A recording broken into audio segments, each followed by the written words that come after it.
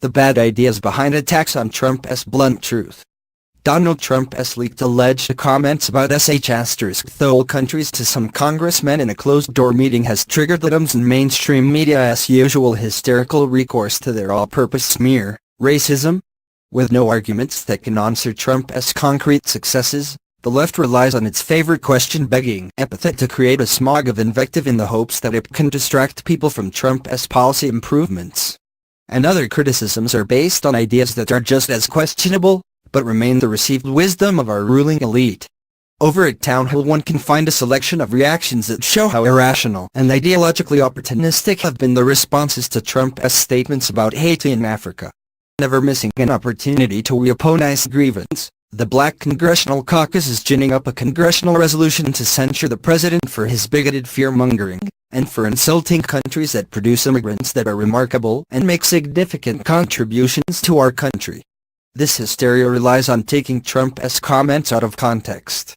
Trump was talking about getting rid of chain migration and the visa lottery, policies that some congressmen in the meeting were negotiating to keep basically intact. But Trump believes correctly that randomly admitting immigrants without any of the standards of selection that most countries rely on has been harmful to our country.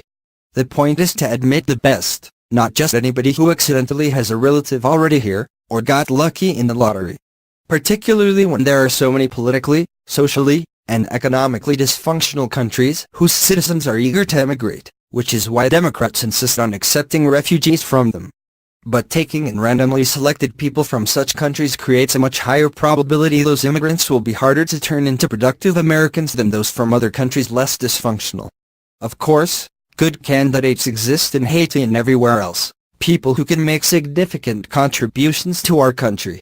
That is precisely why we need a clear-cut set of criteria for admission that can find those people, criteria based on what skills and qualities they have that will benefit both the U.S. and themselves. The current admission policies seemingly are based on some implied right of anybody from anywhere to become a U.S. citizen. This is patently absurd just as a matter of domestic and international law. Every sovereign nation determines the criteria of admission according to its own customs, mores, and national interests. Try immigrating to Saudi Arabia if you are a Christian or Jew, or to Canada if you are broke and badly educated.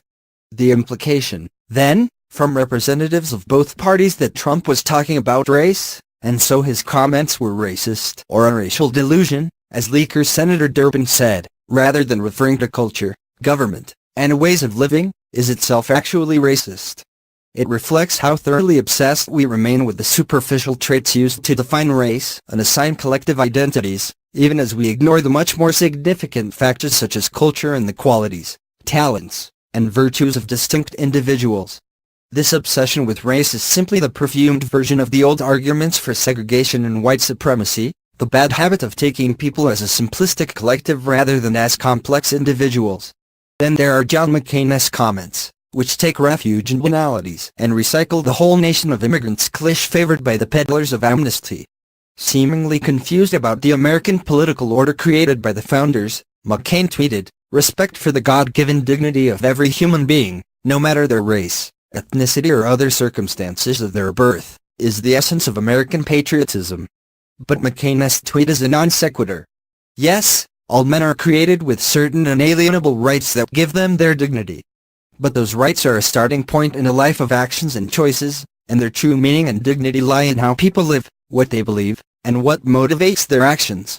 Moreover, a dysfunctional culture, or one that don't believe in those inalienable rights, reinforces behaviors, customs and mores that violate that notion of natural rights fundamental to being American. A secular government charged with the protection of its citizens and the fundamental beliefs of their political community must look to how people live before granting them the privilege of American citizenship. The essence of American patriotism is accepting those who live up to their God-given rights, and who respect the political order that makes possible the enjoyment of life, liberty, and the pursuit of happiness. McCain's next tweet: "People have come to this country from everywhere, and people from everywhere have made America great. Our immigration policy should reflect that truth, and our elected officials, including our president, should respect it as equally banal and simplistic. Some of the people from everywhere did help make America great. Some didn't. The Italian immigrants who created the mafia certainly didn't. The MS-13 and cartel thugs ravaging many of our communities aren't helping to make America great. Neither are the immigrants legal or not who are disproportionately imprisoned in our federal penitentiaries. This means our immigration policy should reflect that truth as well. Large numbers of immigrants will not assimilate, will not respect our foundational principles, will not discard the old country ways that are incompatible with ours, or will see America as a source of handouts or a venue for crime. That is why we need a rigorous selection process that sorts out the wheat from the chaff, something chain migration and visa lotteries don't do well. Then there are the seemingly more pragmatic criticisms that Trump's rhetoric damages our interactions with other countries and hence damages our foreign policy. The State Department seems to think that the essence of foreign policy is convincing other countries that we like or respect them. A spokesman from state said that Trump's remarks make the job extra hard. Diplomats now must convince other countries that the U.S. commitment to them hasn't wavered. Republican Congressman Mike Simpson repeated the same bad idea, saying Trump's remarks were stupid and irresponsible and childish, because America's influence and power in the world has really been about our ability to persuade because of our leadership, and yes, just destroying that. This notion of foreign policy as social work and flattering other countries' self-esteem is a tenacious fallacy predicated on an if not delusional, understanding of interstate relations.